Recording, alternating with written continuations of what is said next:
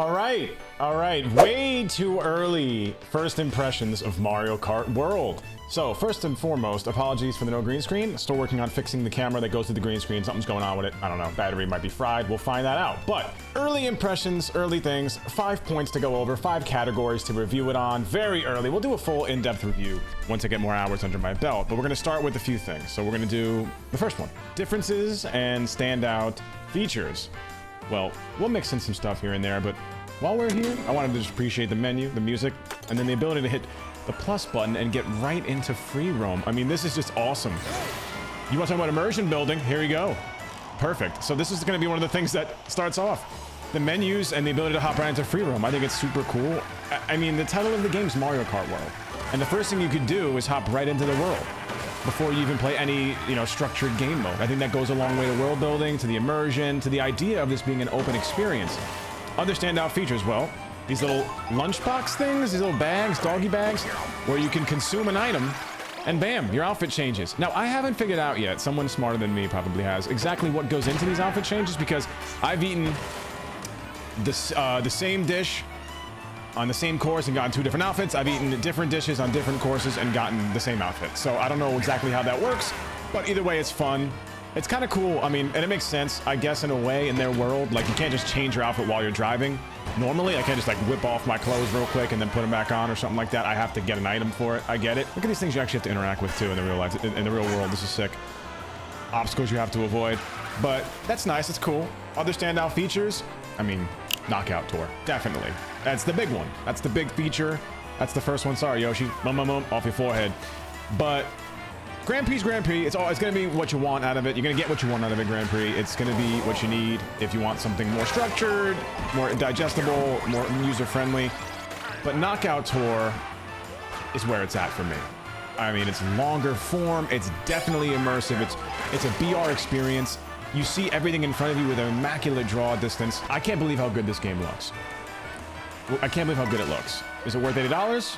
Based off looks and features? We'll get into that. But for now, I think one of the things that adds to Knockout Tour's immersion and it's just overall great experience is how I see where I'm going. Oh, baby Mario. Bye-bye. It's just...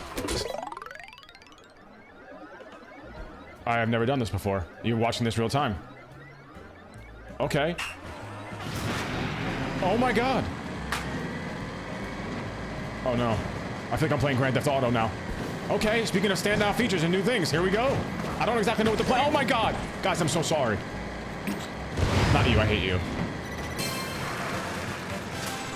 That was not a paid actor, not scripted. I cleared a mission. I don't know what that means. I'm not sure what just happened or what I got for that, but for me, a big thing when playing the Knockout Tour mode is when we're playing and we're going from one course to the next, you could see it very far in the distance. I feel like I'm actually racing in a world as opposed to a condensed, simulated track. And I know it's a video game, and it's hard to shed that. I mean, look at Wario on the bike. Like, it looks ridiculous. But in this very hyper-realistic setting, it does a lot. Like, look in the distance right now. You can kind of see where we're going. You see that there's not a lot of pop in. There is some, but it doesn't really stand out to me. And I'm very, very perceptive of those things. Other standout features off the top of my head real quick. This is obviously a non-scripted, so I'm going to try and remember.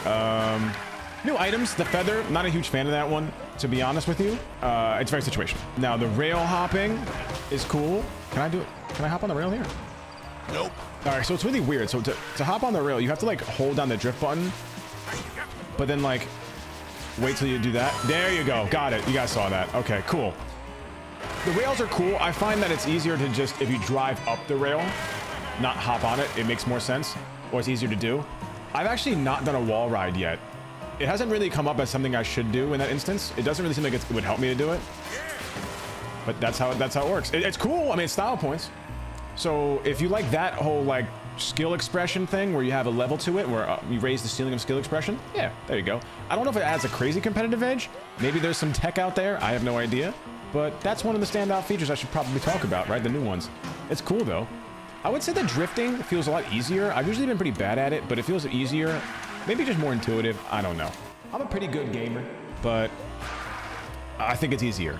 Other things that talk about, I guess doesn't really go into the... It's not really game exclusive, but I did get the Switch 2 Pro controller. My fiance and I, we both got one. And we got this. Look how cute these little things are. And I will tell you this. How does the tilt control work in this compared to a controller? Opened full transparency, I've never been a big motion control guy. So I find it way harder to use, and I find it, the whole time I'm playing, I'm like, this doesn't really add that much to the immersion for me. I've never really cared too much for that kind of stuff, like the motion control stuff, or those, like, even the Wii.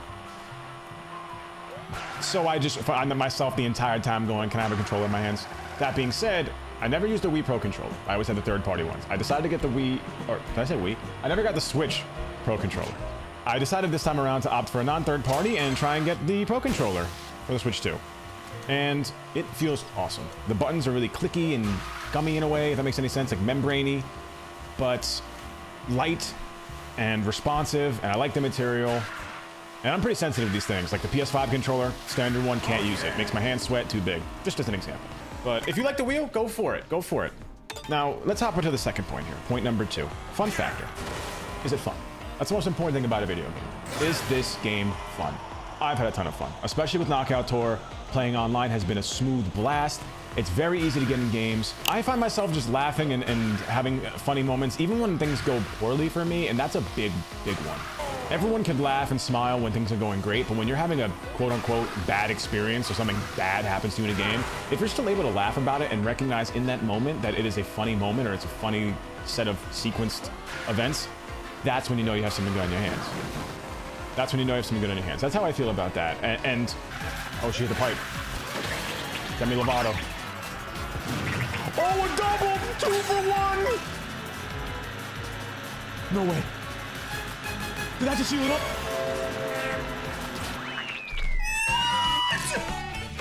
That was crazy! What? Where did you come from? No! I guess a big part of the joy for me too is seeing how much my fiance is enjoying it. Her and I have gotten, you know, a ton of video games under our belt here. It's one of the things we do together. We enjoy it. And she grew up playing a good amount of video games. She played the Wii a lot, but other than that, she didn't play a lot of games. So it's been really cool to go through the backlog of games and play these games with her, but she did grow up playing Mario Kart and she really enjoyed it, so she gets it. And she's quite good at these games, and she's honestly dogged me in these games big time, so especially when we started out. Fun fact, overall, pretty good time, definitely. It's always with Mario Kart. If you know what you're getting out of Mario Kart, it's gonna be good, as long as there's not some overwhelmingly distracting gimmick that is hit or miss, right? If it's such a strong gimmick that it could potentially be a miss, that is one of the only things that will jeopardize the game's experience. But for me, I don't see anything that's like that. On to thing number 3, characters. The selection. I don't feel like there's an absence of character options at all. I feel like some of them are fun and memey, like the lobster, and then the penguin and other things too, the cow, obviously. And then there's the staples. There's the staples. Spoilers, having to unlock Donkey Kong felt a little bit weird, especially because he doesn't have a single outfit to get in the game. That's the one critique I have, is that a lot of the new characters, or like the less popular ones, I guess, don't have a lot of outfits, or any at all. I know the bird, the giant ostrich-looking emu thing, and like the lobster and Donkey Kong for some reason don't have like custom outfits, while Mario has 10. I understand why Mario has a lot more than others, but I think that every character should have at least gotten one alternate outfit. It's because it's one of the coolest things, is like going around and playing the game in open world and seeing, you know, what kind of outfit you can get. For me, that kind of stuff I wanted to stay spoiler free for, to see what they look like. So it's fun to discover them. I don't know how to wall ride at all. So that's a critique, but otherwise, pretty cool. I like the card customization where it's just the cart and then some stickers, but you're not building it anymore. Carts have different properties and different abilities and different ceilings and stuff and uses? Functions. Strengths and weaknesses. That would be what we go with. But I didn't like the last one in 8 Deluxe. Oh, hey, Penguin, come back! Where it was very cumbersome and complicated. It felt like it was antithetical to Mario Kart's nature of being user-friendly and very entry-level friendly, so I like where they've gone with that. Overall, I think it's kind of easy to see when using a heavy character, you feel like you're using a heavy character. When using a light one, you feel like you're using a light one. It definitely, there's difference in character for sure. And I don't think there's a shortage of selection. They've had that problem in the past. And then also random removals, like when they had Waluigi not in the game. I forgot which one it was, just for no reason. And I wonder if they're gonna add DLC. I don't mind DLC characters and stuff, like adding them later, as long as there's a good amount at launch and the staples are there. That's kind of how I feel about it. But I like that they used a bunch of antagonists as racers now, like random ones. Just cool stuff. 4th thing out of 5. Course design and music. This is the game's strongest suit to me. Strongest points to the game, I think at least. The courses are amazing. And listen to this theme.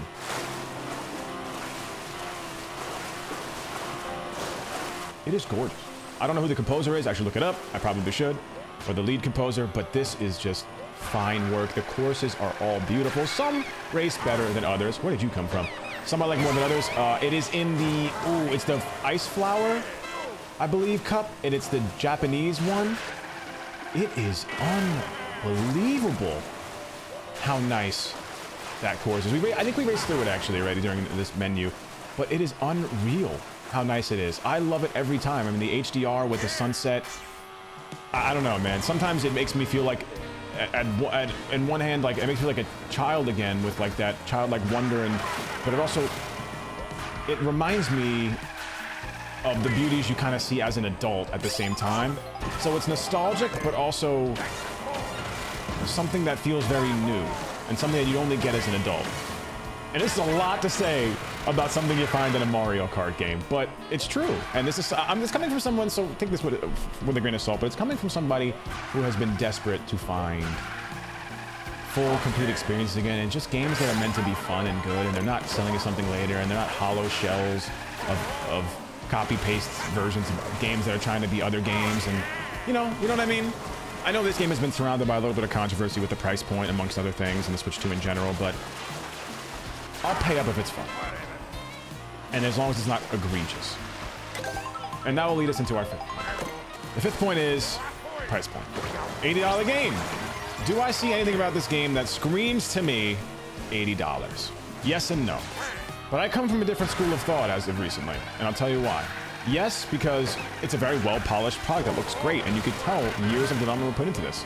Does it look that much better, though, than any other Mario game that's peak? I don't know.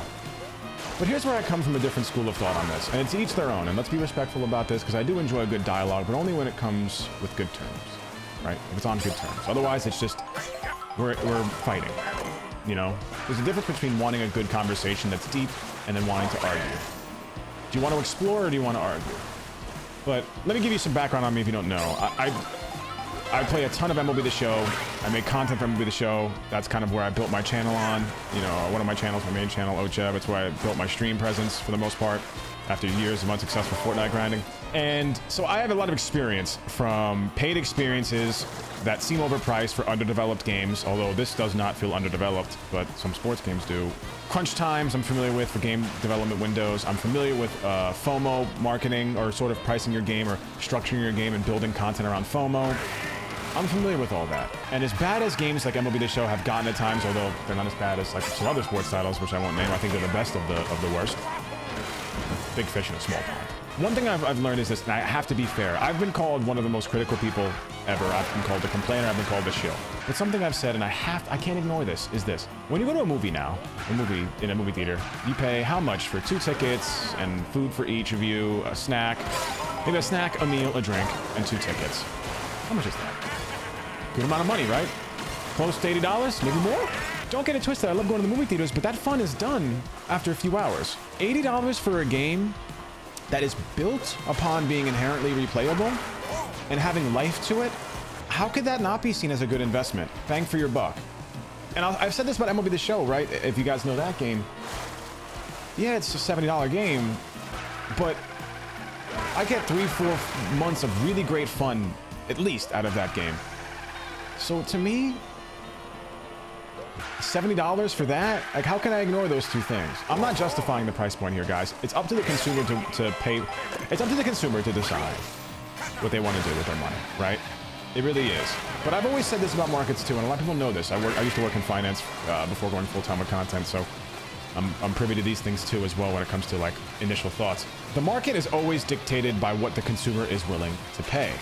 Now, there are such things as testing the waters, no pun intended, as we drive on this boat, with how much you can charge, but if it doesn't work, it will balance itself out.